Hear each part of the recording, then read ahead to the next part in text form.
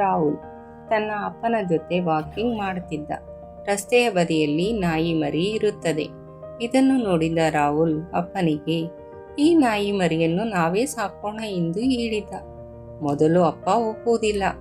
ನಂತರ ಮಗನಿಗೋಸ್ಕರ ನಾಯಿಯನ್ನು ಸಾಕಲು ಒಪ್ಪುತ್ತಾರೆ.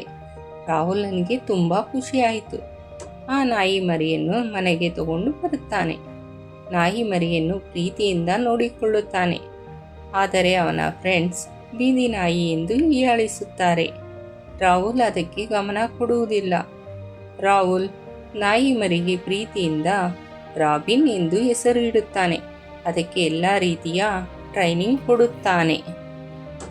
1 ವರ್ಷದ ಬಳಿಕ ರಾಬಿನ್ ಸ್ಟ್ರಾಂಗ್ ಆಗಿ ಬೆಳೆದಿರುತ್ತಾನೆ. ಹೀಗಿರುವಾಗ ಒಂದು ದಿನ ಒಬ್ಬ ಕಳ್ಳ ರಾಹುಲ್ ಫ್ರೆಂಡ್ಸ್ನ ಬಳಿ ಇದ್ದ ಚೈನನ್ನು ಕಿತ್ತುಕೊಂಡು ಹೋಗಲು ಯತ್ನಿಸಿದಾಗ ಅದೇ ಸಮಯಕ್ಕೆ ನಮ್ಮ ರಾಬಿನ್ ಆ ಕಳ್ಳನ ಮೇಲೆ ಅಟ್ಯಾಕ್ ಮಾಡುತ್ತದೆ. ಇದರಿಂದ ಕಳ್ಳ ಭಯಪಟ್ಟು ಅಲ್ಲಿಂದ ಓಡಿ ಹೋಗುತ್ತಾನೆ.